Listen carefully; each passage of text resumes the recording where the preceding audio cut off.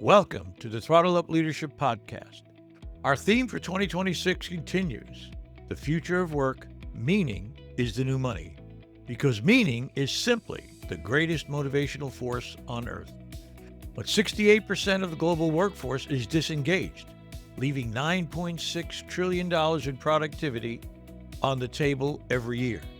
Gen Z, the canary in the coal mine, is exposing structural failures everyone else learned to ignore, rationalize, or endure.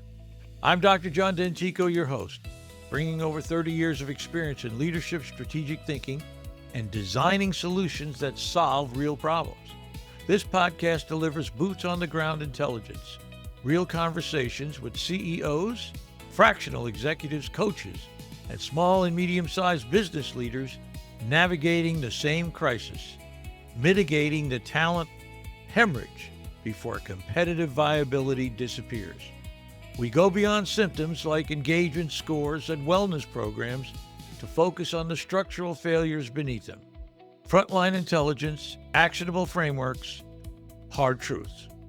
Thank you for joining me on this journey. Now let's throttle up and dive into today's episode. Hello again and welcome to the Throttle Up Leadership Podcast. This is your host, Dr. John Dentico.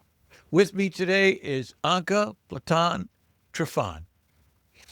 Anca is an award-winning AI strategist, speaker, 5-time natural bodybuilding champion, and the creator and host of the Events Demystified podcast.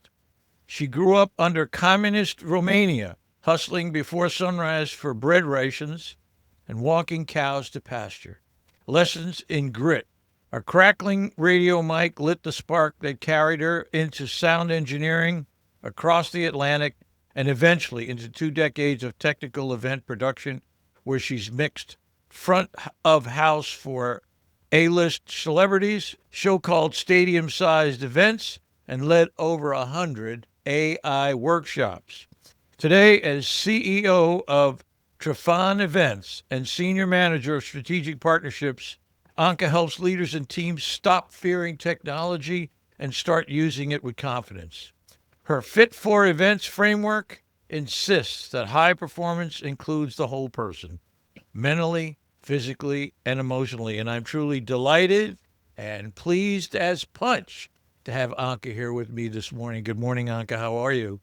Thank you so much, Dr. John, for having me. We already had, I feel like, such a wonderful conversation leading to this taping. We can go on and on forever because we are both so aligned on a few frameworks that we operate with. And I'm super excited to just be part of this conversation and see where it takes us. I agree. So glad to have you here with me, by the way. Let me ask you this question. My start-off question usually is, tell me a little bit more about yourself, where you grew up, and what were some of the influences in your early life? Absolutely. So I talk a little bit about that in my upcoming memoir. I'm still editing my memoir and I'm sharing this journey with quite a few of my followers on LinkedIn and also anyone that is interested to follow the journey. And I have been releasing tidbits of that. And one of those tidbits is talking about where I came from. And as you said, yes, I grew up under communism. I still remember vividly being a 6-year-old and having been sent down to the corner store. And this was like a 20-minute walk away from where we lived on top of this wonderful hill that had a view of the entire town. But you had to hike down and hike up to get to it. And it was a meander of streets. It wasn't just like those straight, line up, beautiful streets. If you go in Europe, all the streets are curved. There's like no strands to the street, right? And I'm still amazed because now I have 2 kids of my own, how my parents were trusting me as a 6-year-old before school to go downtown to this corner store because you had to be in line at 6 a.m.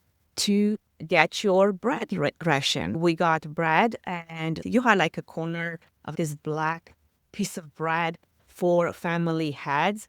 And then you got your meal. So that was my job every morning before school. And then during summer, we had a mini farm. My parents were very much into self-sustainability. We had a garden. We basically grew and raised everything that we needed to put on the table, aside from the things that we couldn't do it ourselves, and then would have to go to the marketplace and buy it.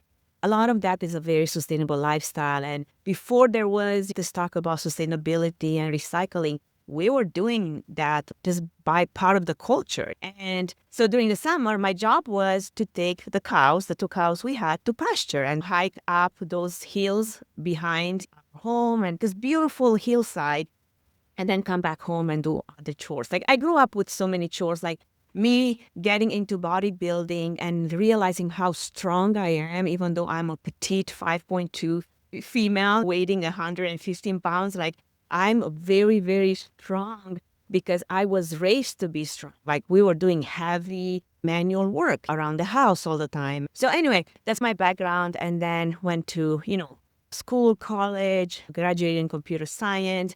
I didn't want to have anything to do with computer science and coding. And funny enough, I always think of life, how ironic it can be, where something that you didn't think you'd ever do, you end up doing later, if that's your destiny. So I spend a lot of time nowadays, especially in the AI world, coding, vibe coding, developing apps and solutions for our client. And a lot of it is literally in front of the computer doing the things that I said that I would never want to do. But during that time, after I graduated, my trajectory where I wanted to be was, one, not get married how my parents wanted to when I was 18.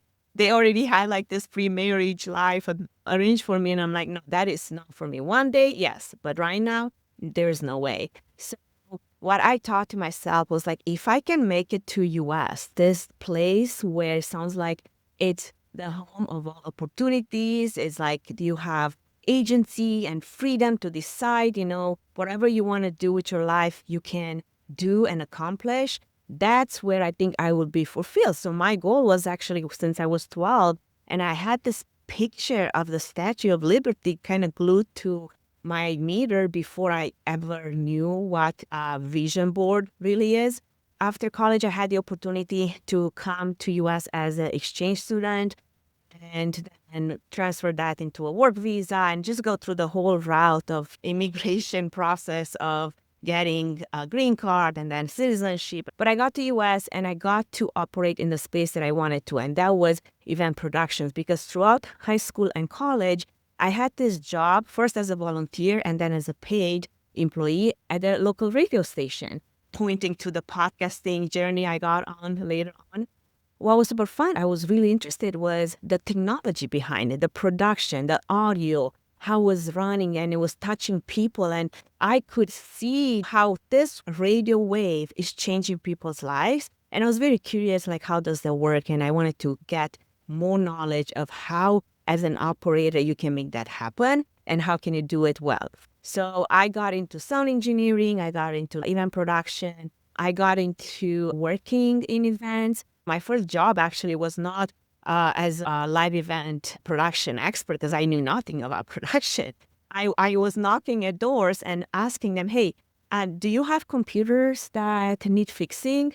And there was this production company that they were already overwhelmed with their manual processes and papers that were signing invoices. And they're like, yeah, we would like to transfer our system to Excel, Microsoft, instead of writing it by hand. I'm like, I will 100% help you. So that was my foot in the door in live event productions. And from there, I just learned everything I could, because the bargain was like, I'll do everything that you need on that side, but you're going to teach me everything that I want to know on this other side. So I ended up starting my own production agency. I've been running that for the last 20 years. From there, we also got on the AI train in the last 4 or 5 years, because a lot of our processes in the event industry are reminding me of that first time when I got into production and they were still running manual receipts and manual invoices and RFPs, and everything was so manual. Now it might not be manual, but it's still very much on a spreadsheet. It's still very much sending this form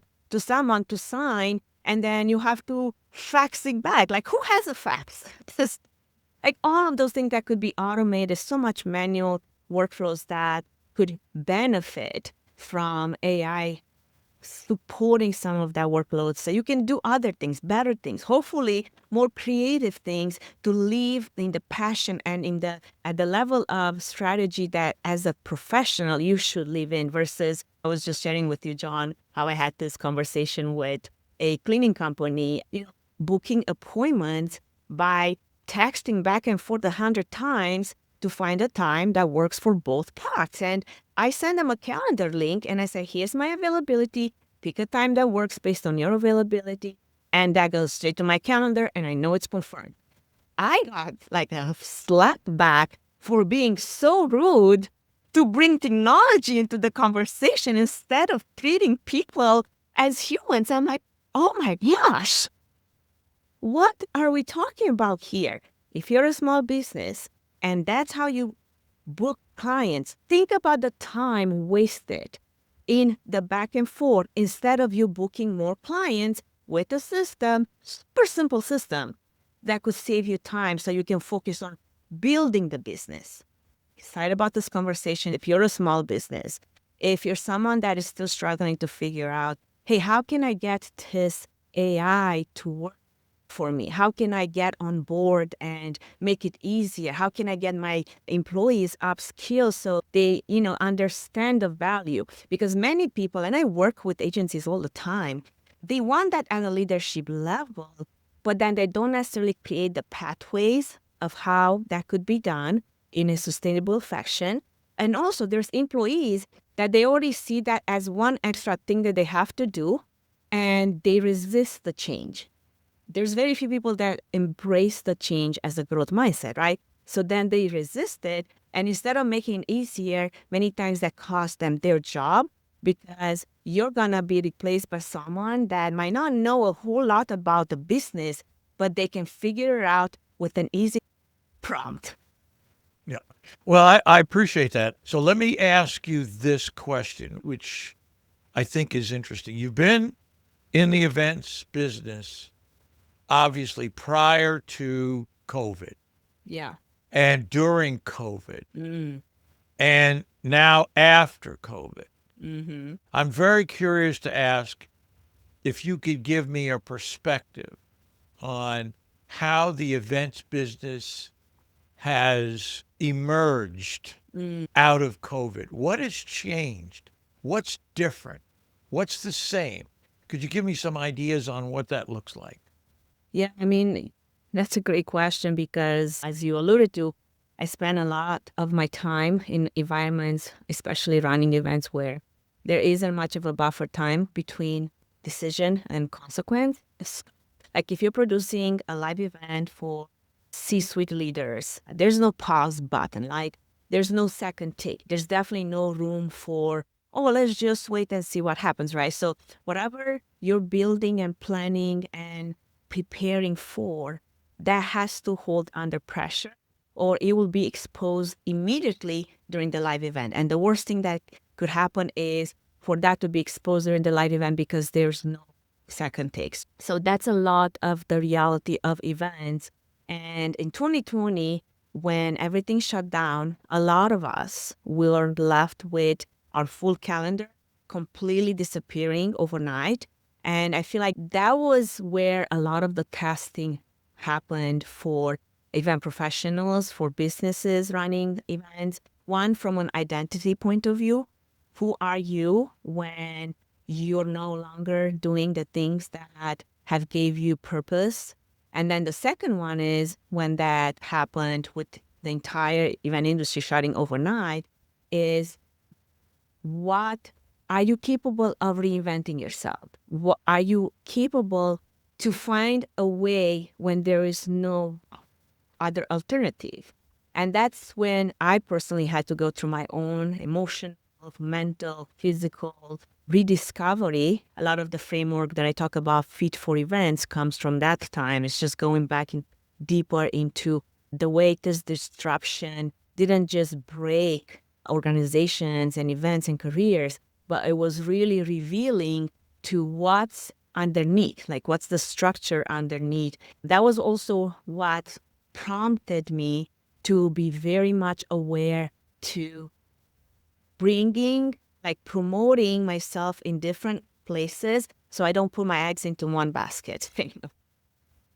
And so AI came from that, like leadership, performance came from that, because I wanted to make sure that if one leg, supporting this table were to fall off, there were still three other legs supporting it, right? And a lot of people had to go through that to decide for themselves, okay, yes, I'm okay with having this full-time job, but I will also have some kind of side hustle to be able to support myself if that were to happen again. Bodybuilding came from that era. A lot of that came from that time where pushed us outside of our comfort zone to see beyond just the today. And I think AI is doing that at the micro and macro level in organizations right now, because a lot of people, they might have been with an organization for many years and they felt secure. There's this company here in Boise, Idaho, HP. It was a large, huge campus that they had for many, many years.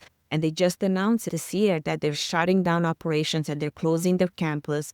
And that's like thousands upon thousands that were employed there for like maybe 50 years. They were there all their life. They didn't know anything different. Now imagine to be at that age and then needing to look for other opportunities, needing to reskill, right? I agree. I think what we're seeing now across all generations is the ability of people to go out and start their own businesses.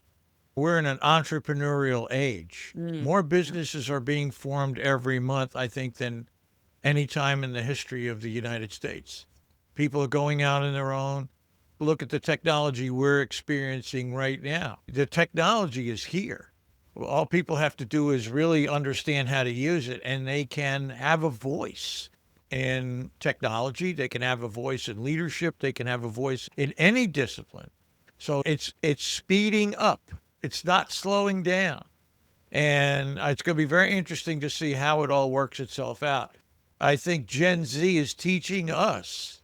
A lot of people might not agree with this, but Gen Z is teaching us that there are other alternatives, that you can deal with ambiguity and just go outside of that idea that it has to be, I have to go to work every day in this organization, in this place. Yeah. So we'll see how it all works itself out.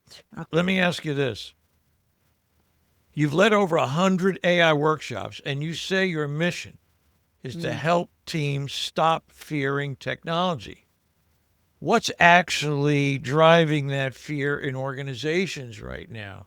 Is it the technology itself, or is it a leadership failure to prepare people for change? What do you think the real fear is there? That's a great question. And I think it can be a double-edged sword. I don't know if it's necessarily fear about the technology. I think that's the convenient label that we put sometimes on something that's much more uncomfortable. I think what could be driving the fear is exposure. And what do I mean by that? AI is removing the buffers that organizations have relied on for years, and it's exposing where thinking is shallow, where processes are unclear, where workflows, as I mentioned with my cleaning company there, are so rigid, where decisions are based on maybe hierarchy instead of judgment. When a tool can produce in seconds what used to take hours or weeks, the question is no longer, how do we do this? Is becoming, why are we doing it this way at all, right? And that can be very destabilizing for a lot of organizations, because for a lot of leaders, their value has been tied to their experience, to being the only one who knows how things are done around here, to controlling the information and the knowledge. And what AI has been doing is it flattens all of that. Now the team has access to the same baseline knowledge. I can do a really quick perplexity search and learn all there is to know about Dr. John Dentico. I can do a quick Claude code search or app, build it up to run a research and run a competitive research on all my competitors and get a report every single day. I don't have to try so hard to get access to that information. And that kind of builds that type of fear, right? Because there's also this need for control and control of like, if I'm the one in charge and I have access to everything. And AI very much introduced so much unpredictability because it doesn't necessarily behave just like your traditional software.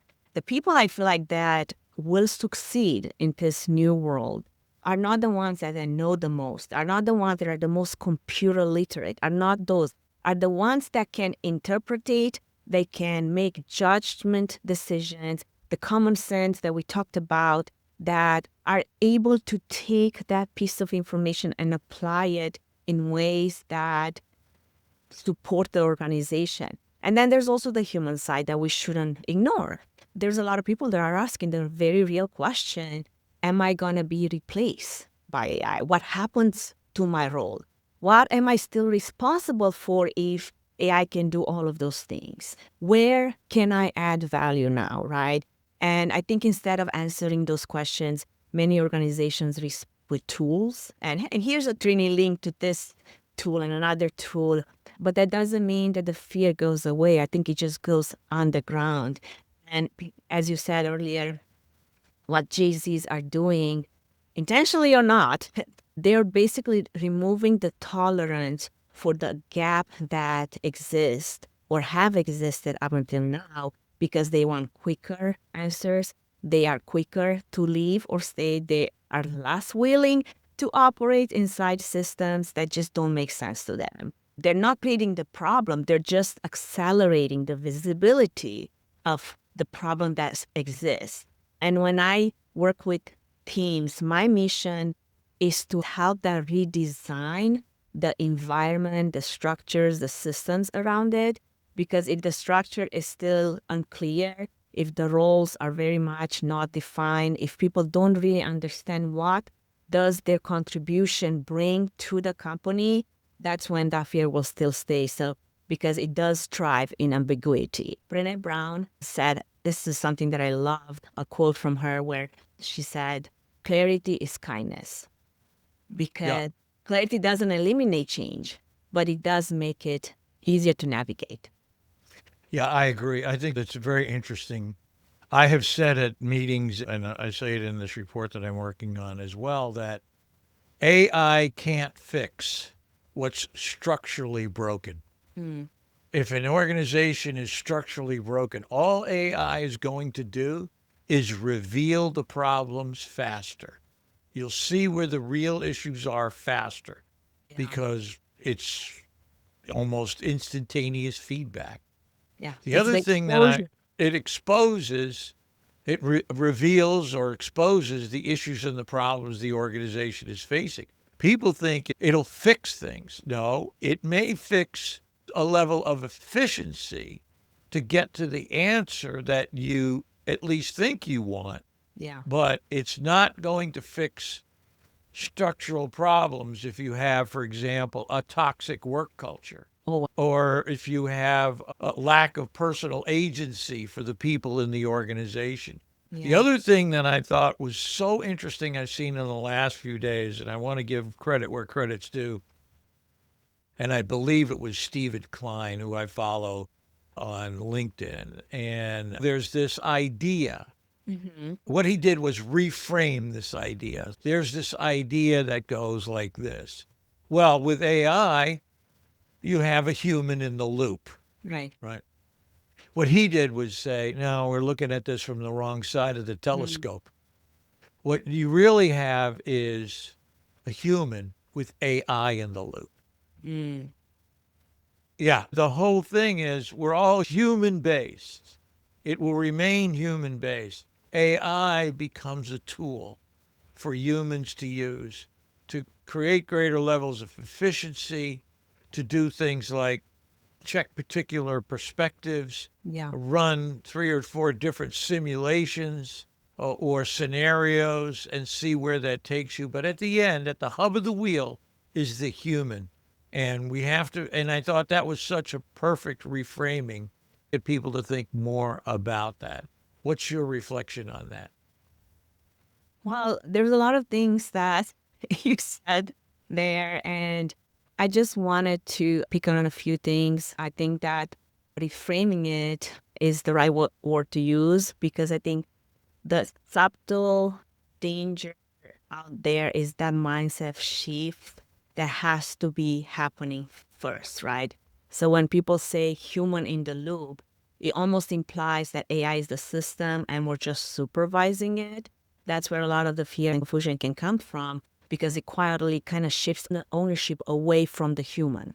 And it makes it feel like we're orbiting the technology instead of directing it. But when you flip it to what you said, human with AI in the loop, you then put responsibility and authorship and agency back where it belongs. Because AI becomes an amplifier, but it's not the driver. The human has to be the driver. And I think that distinction really matters, especially in leadership, because if the human is still at the center, then judgment, context, values don't get outsourced. They become more important, not less. So you can have AI generate options, you can stimulate scenarios, you can stress test assumptions, but you cannot decide what truly matters. It cannot carry consequences. It cannot hold accountability. That has to stay human. And this is directly into what you said about AI exposing right structural issues, which I touched on earlier. If the human is at the center and is operating inside a misaligned system, then AI will just simply make that misalignment even more visible, faster, and at scale. I was invited to give a keynote in Canada last month, and they asked me, hey, can you talk about AI tools? And I said, I don't want to talk about AI tools. I would rather talk about this misalignment that exists before you even touch any tools. Because if your culture and your workflow isn't clear, AI will always produce inconsistent outputs. If your decision making is centralized, AI is brought into the picture, it will create more bottlenecks, not fewer. You're going to have more work supervising AI to make sure that the output is supporting whatever direction you want to go in. And if your people lack agency, then AI will just generate ideas that no one is empowered to act on. That's where this idea that AI will fix anything is based on this assumption that the underlying system is sound. But we all know that's not the case. Like, I know so many businesses, so many agencies that where they break is in their processes and their systems, because they haven't had the time to really take a good look at it, because they've always had people that were doing things the same way, and they've always been busy, and they always knew that it's a priority but never have actually made a time for it. And now they're trying to apply AI to get more productive and get the efficiency level higher. And then they realize that it doesn't work because a lot of the underlying work was never done. Like when you throw AI at, let's just say, one spreadsheet that is like a freaking mess, and you say, hey, can you organize it for me? But you have no rules, you have no boundaries, you have no guidelines. It's going to organize it. Will that make sense to what you are wanting to get? Probably not. You're just going to have to put more work to getting the output you're hoping for in the first place, because there was no clear instructions or a clear, I call those PRGs, like product development copies for AI to act upon. I think that's where the point about simulation is so powerful, because used carefully, then AI can give leaders the ability to explore multiple paths before committing to one, not just one answer, but maybe a range of possibilities, trade-offs, right? Second order effect. And that is augmented thinking. But again, it only works if the human is at the center, as you said, and is equipped to translate what they're seeing. Because otherwise, I guess you just get faster confusion in the process. Just because you put AI in charge doesn't mean that it will reduce the need for leadership. I think that's where the standard is raised, what leadership is supposed to look like in this age of AI. Yeah. And of course, now, and something that I'm focusing on too, in my perspective in the work I'm doing, is this notion of what I call the 4 levels of prompting. Okay. Mm. And I'll give you an example. The 4 levels of simple prompting, you just put something in the chatbot and it comes back. The next one is content what do you want to have in terms of what guidelines are you giving the AI in terms of content? The next one is intent. What is your overall intent of why you want this information? What guidelines are you giving? And then eventually transforming that into what's called a specification or a blueprint. So where you can actually go and say, okay, I want you to apply this blueprint of how we did this to this particular issue or to this particular problem. And the classic example that everybody cites, and I think it's a great one, is Klarna, the payments company, where they laid off 700 people Yeah. and then found themselves rehiring 700 people. And the reason is that their intent, the way they had scoped the AI, was to save money. Okay. The AI went in with save money. Apparently, this is what the literature says. Yeah. And the And output was all these people. it was get rid of all the people. And then what they found was their customer service was going into the toilet. So they hired back all the people and do customer service to keep their level of customer service high. Now, I think what they figured out was when someone has a customer service problem, AI can handle the simple things, the real easy things. But when it gets complicated, when it gets a little bit beyond a certain point, you need a human to step in and do that. I'll give you an example from my own work. I take my podcasts after I've recorded them and I put them into Dissect. Yep. Dissect's a wonderful system to do the finishing work, the transcriptions and different things like that. And they have an AI tool that you can use if you have a problem. But more times than not, I go right to the representative. And it will let you get, if you know how to do it, you can get past the AI to the real people that I began my relationship with. I know many of them. I mean, not personally, but their names and the people I've worked with before.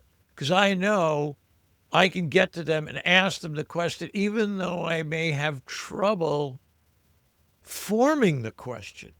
You know, this is my experience. This is what I'm trying to do. I think the question is this. And they'll come back and give me a page to look at or try this or hit this button. So, yeah, for me, and I'm certainly a boomer here, but for me, you know, I love that personal contact with people because that gets me to the solution much faster. Any reflection you want to give on that? First off, just wanted to give a shout out to the script. It's been editing my podcast, Events Demystified, for I would say the last 3 or 4 years. I used to spend incredible amount of time and hours editing. And I'm one of those OCD editors, word for word. Thank God for AI captioning. I'm not saying it's perfect. Actually, I struggle quite a bit sometimes with AI captioning from the script. And I did go back to the customer support, talking to the human, expressing my challenge. And I've helped them better their AI in many ways because one, I do work on that, in that field quite a bit and I use AI in many other areas, but I think it's getting better. I think what you're describing with the 4 levels, right, that you mentioned of prompt, content, and intent, and then specification. Content. Yeah, I think it's one of the clearest ways to explain why most AI implementations fail without people realizing it. Because most organizations are operating basically at the first 2 levels.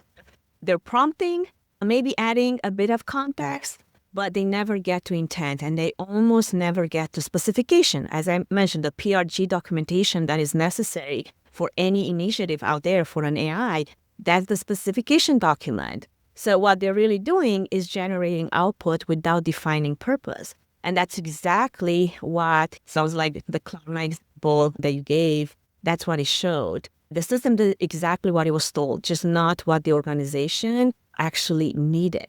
And if your intent is to reduce cost, the system 100% will optimize for cost. I was having a conversation with my husband and we were kind of like laughing, but not really. Because we said, if AI were ever to get to the point to make global decisions, and one of the decisions would be, how can we save the planet? It would get rid of all the humans. That's the easiest way to do it, right? Right. Let the fish take over. That's right. Exactly. Yeah. So I think that not necessarily an AI failure. That is that leadership specification failure.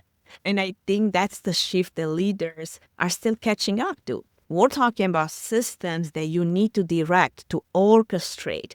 And if you don't know how to be a good orchestrator and give direction properly, if you're someone that just gives short instructions and they're incomplete, then for sure the outcome will be misaligned and many times completely incorrect.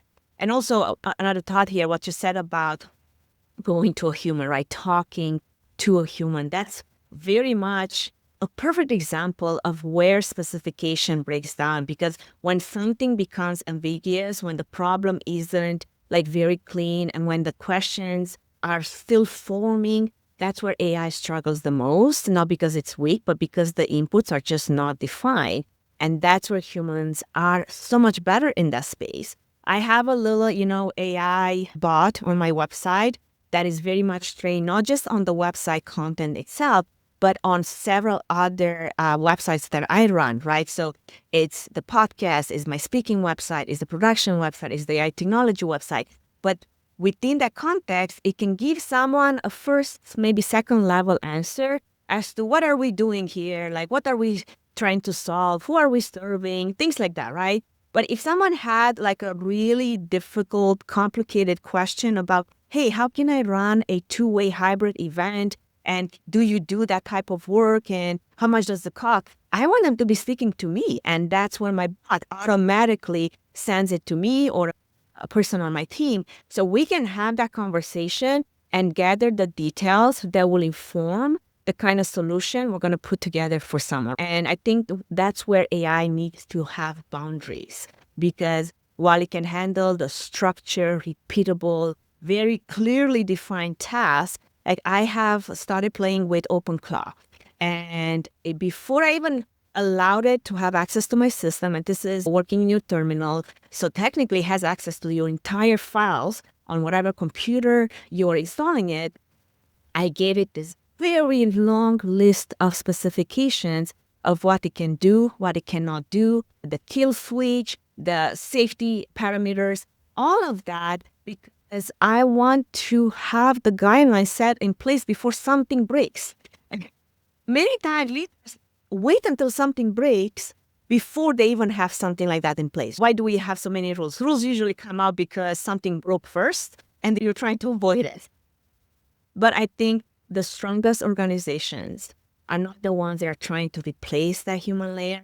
They are the ones that are designing around it, and they're asking the right questions, like, where do we need more precision and speed, and where do we need more translating and judgment of those AI outputs, and where do we need relationships and trust, and then who do we put in charge of that? Because customer service, like you said, great example. Yes, you can have AI resolve a bunch of your simple issues very quickly. And that's very valuable too, because it saves you time. So you can have the deep conversations. What if a customer feels frustrated, or maybe they're confused or uncertain, then they're no longer just looking for efficiency. They're actually looking for reassurance. They're looking for context. They're looking for resolution. And that's not a transaction. That's a relationship right there. And you have the opportunity to build a relationship if you have the right systems and the right people in place for that to happen. Yeah, I agree. I think one of the most interesting things I'm watching, and I've kind of tuned into because I'm a Mac user, is how Apple is changing the environment of AI. So from the big large language models hosted at data centers to now their introduction of the M5 chip that's going to come out in the studio. I'm still The on Mac, the M5 M1. Max. I need to upgrade. Yeah, I'm at M4 myself. M4 Pro. Oh, And you're so intense. Way more intense than me. and I'll tell you, running. the difference is night and day. I mean, I had an M1. It's night and day. But what they're saying is we want to give control back to people and host the AI on your personal device, on your system, rather than you running out and query all the large language models. It's a very, very, very interesting development. And of course, as someone once said to, I was listening to this person talk the other day. Apple has 1 billion devices out in the world, and all their software is uniform across all the devices. Their answer to CUDA is metal, for example. So that exists on all their systems. And for them to give people even more power now to go out and get, I think the program is called Olama. You can get Olama, bring it on your computer, and then download any one of the, hundreds of different language models with different parameters and use it simply on your system. It's just a whole nother development in the AI world. So it's very, very interesting. Well, listen, we're getting close to the end here. It's been a great conversation. So let me ask you this. What does your future look like? What is your hope for the future? Where do you see yourself going? Where do you want to be? What is your foresight for the future, if you will? John, I wish I had this magic, a little ball that predicts the future. I can say, hey, this is what I want to do in the next 5 years, 10 years. But if I learned anything, especially in the last couple of years, with how fast things have moved, that shift has happened, regardless if we were ready for it or not. I no longer make those kind of plans for like years from now.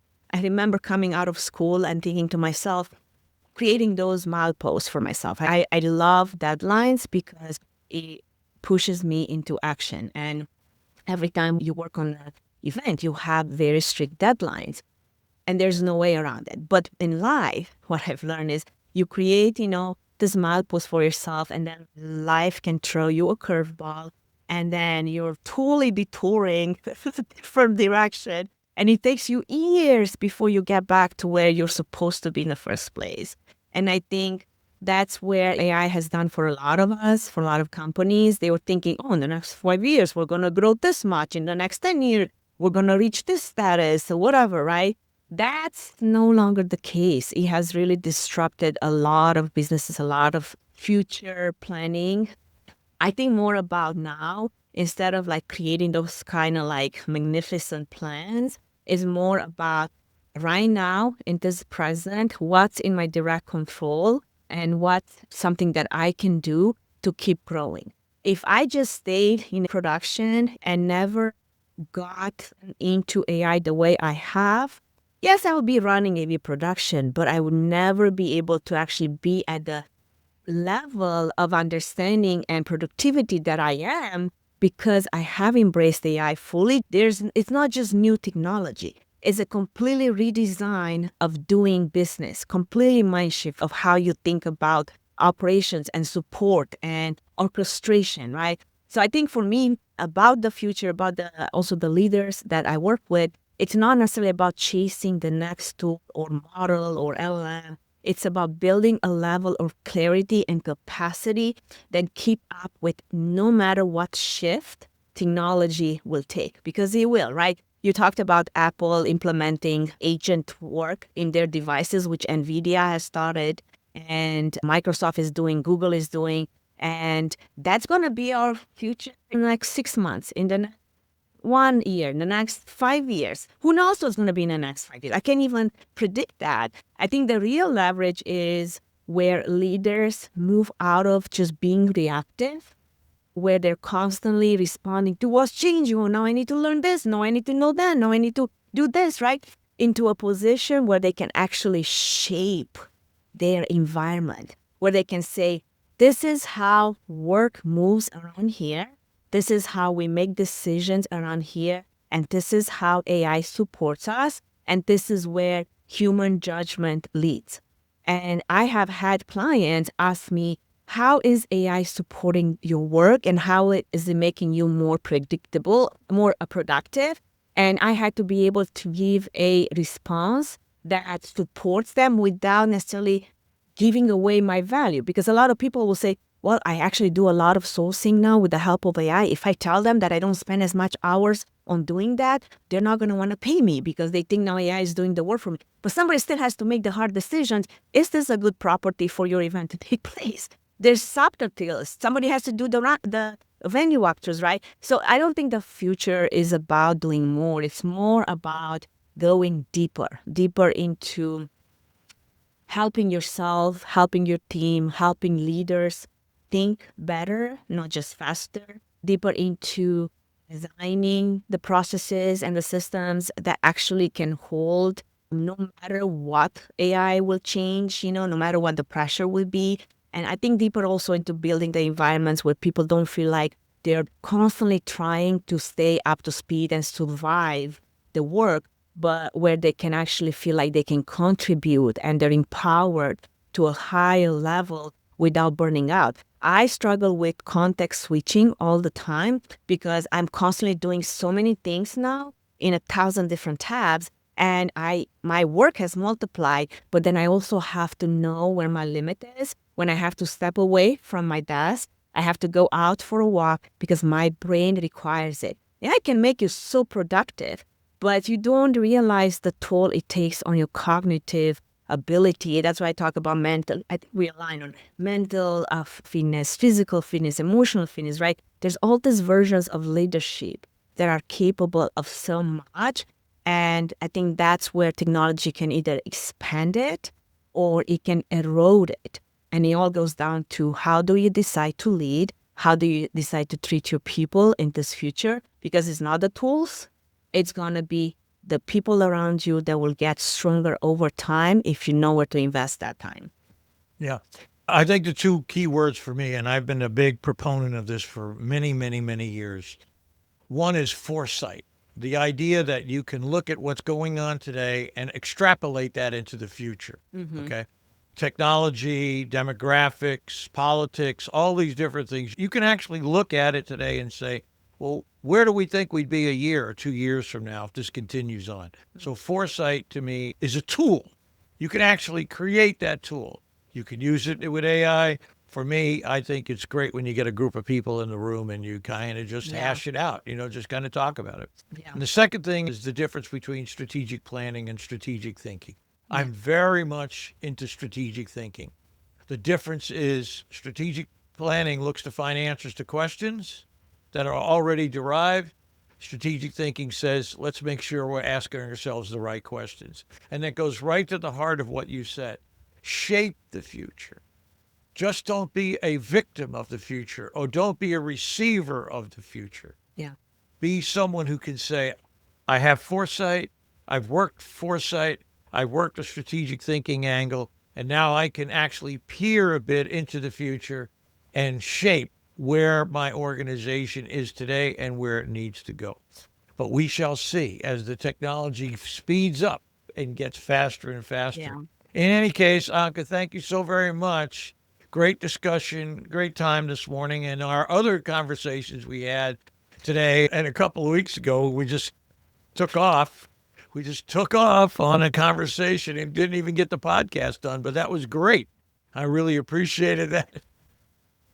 It's true. I think we need to get you on my podcast so we have part 2. Okay, we can do that. This is part 2. That's right. It's just like a TV program. That's it right, starts never on ends. one episode, starts on one channel and episode. There's another season. There's another season over here. Well, anyway, we'll see how that works. Listen, thank you so very much for your time today. I wish you all the best, you and your family, great health and a great future. Thank you so very much. Thank you, John. I really appreciate our conversation. This is Dr. John Dentico. Remember, meaning is the new money, but it requires building the structures that deliver it. If today's conversation challenged your thinking or gave you a framework worth implementing, share it with a leader who needs to hear it. Subscribe wherever you get your podcasts and visit throttleupleadership.com for more resources. Until next time, keep throttling up and keep the people at the center of everything you do.